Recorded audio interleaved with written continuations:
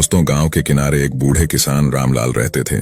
उनकी एक छोटी सी खेती थी जिससे उनका और उनकी पत्नी का गुजारा होता था। रामलाल बहुत ईमानदार और मेहनती थे, लेकिन उनके पड़ोसी रघु को हमेशा दूसरों की चीजों पर नजर रखने की आदत थी। वह जल्दी अमीर बनने के सपने देखता रहता था। एक दिन गांव में एक फकीर आया। उसने गांव वालों से कहा, जो भी सूरज डूबने से पहले जितनी जमीन नाप लेगा वो उसकी हो जाएगी, लेकिन अगर लालच में ज्यादा दूर चला गया और लौट नहीं पाया तो सब कुछ खो देगा। रामलाल को अपनी जमीन से संतोष था, लेकिन रघु की आंखों में चमक आ गई। वह तुरंत दौड़ पड़ा और जमीन नापने लगा। शुरुआत में वह धीरे धीरे चला, लेकिन जब उसे लगा कि यह सच में मौका है तो उसकी चाल तेज हो गई। रघु ने सोचा, अगर मैं थोड़ी और जमीन नाप लूं तो मेरे पास बहुत संपत्ति हो जाएगी।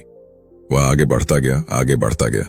सूरज ढलने लगा, लेकिन उसके कदम रुकने का नाम नहीं ले रहे थे।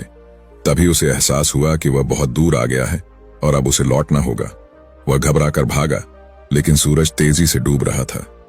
जैसे जैसे वह वापस जाने की कोशिश करता, उसकी सांस फूलने लगी, पैर कांपने लगे, लेकिन उसकी मंजिल अब भी दूर थी।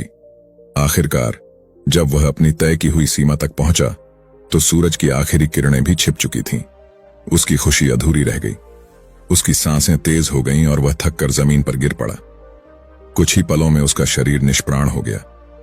गांव वालों ने देखा और बोले, इसने बहुत जमीन पाई, लेकिन खुद के लिए 2 गज जमीन ही बचा सका।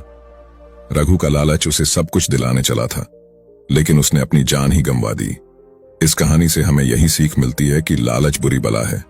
संतोष में ही सच्ची खुशी है, और जरूरत से ज्यादा पाने की इच्छा कभी कभी हमें तबाह भी कर सकती है।